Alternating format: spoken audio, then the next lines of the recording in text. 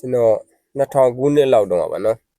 အဲ့မှာရုပ်ပြစာအုပ်တုပ်ရှင်ကျွန်တော်အတိကဖတ်ပြဒီစာအုပ်တအားကောင်းတယ်ဗောနော်ဘာလို့ဆိုတော့စာရေးဆရာချစ်ဦးညွရဲ့လင်္ကာဒီပချစ်သူရုပ်ပြစာအုပ်ဗောနော်ဒါပေမဲ့အဲ့ဒီရာမာယနကကျွန်တော်ကမူရင်းဟိန္ဒူဘာသာရေးကျမ်းလိုက်ဖတ်ဘူးဒါတတဂီရီရဲ့စပြီးသူ့အမေကိုဝင်ဆောင်ရတဲ့အချိန်တွေပေါ့ဗမာကြီးကနေစူပေးရတယ်ဒါသူများရဲ့ဘာသာရေးကျမ်းကိုဗျဘာသာရေးကျမ်းထားတင်တာဗောနော်တတဂီရီကဘလူးဆိုရင်ဘလူးလိုက်ယာမက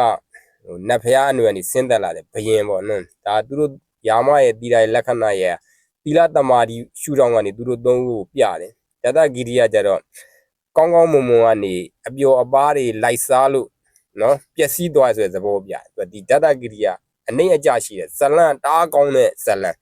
ကမ္ဘာရှေးကြဆုံးဝတ္ထုတွေထဲမှာဒီနေ့ခေတ်အဲ့ဝတ္ထုတော်မှီတဲ့ဝတ္ထုဘယ်ဝတ္ထုမှမရှိဘူးအဲ့ဒါသူတို့ရဲ့ဟိန္ဒူတွေရဲ့ဗုဒ္ဓဝင်တမိုင်းကျမ်းလည်းဖြစ်တယ်နော်ကိုရီးယားဒီဆရာချီဦးညိုကကြသူကဝတ္ထုဇက်ကောင်ကိုရုပ်တိရှိအောင်ရေးလိုက်တယ်သူကရုပ်ဝါဒီပေါ့ဗျာရုပ်ဝါဒီဆန်ဆန်နဲ့ရေးလိုက်တာအိန္ဒိယမှာဒါဗရီယန်ဆိုလူမဲအပုကလားလေးတွေနဲ့ကလားမျိုးနွယ်စုနော်ဒီဥရောပတိုက်ကနေတဖြည်းနဲ့ဝင်လာတဲ့အာရီယန်ဆိုတဲ့အဖြူအရက်ရှိထောင်ထောင်မောင်းနဲ့ကလားအဖြူပေါ့အဲ့ဒါကိုဟိုပါပေါ့နယ်မြေလူတဲ့စစ်ပွဲရှိတယ်အိန္ဒိယမှာ BC 3000လောက်3000နဲ့9000ကြားလောက်မှာအဲ့ဒီချိန်မှာလူပြူလူမဲတွေရဲ့စစ်ပွဲကိုသူကအခြေခံပြီးတော့ဟိန္ဒူကျမ်းကိုရောညှက်လိုက်တာ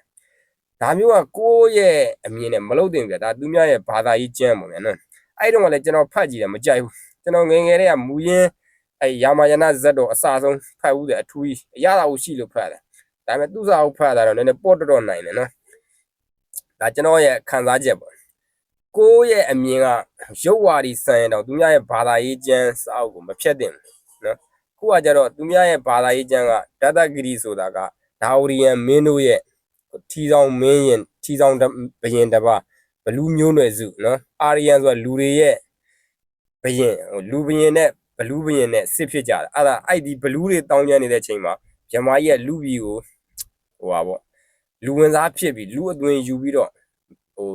စိုးသွမ်းတဲ့နတ်ဘလူးတွေနှိမ်နှင်းတဲ့ဟာဒါကိုကျတို့ကလူပြည်လူမဲပြဿနာစစ်ရေးဖြစ်အောင်ရေးချလိုက်တာဒါမျိုးကသူများရဲ့ဘာသာရေးစာအုပ်ကိုကျတို့ကဖျက်ဆီးသလိုပဲနော်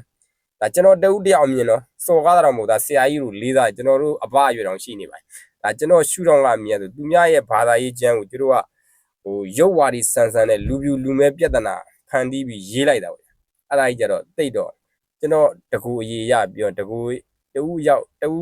အမြင်ရပြီးတော့တိတ်တော့မကြိုက်ဘူးဗျာသူများဘာသာကြီးကိုမယုံလဲမယုံတဲ့အတိုင်း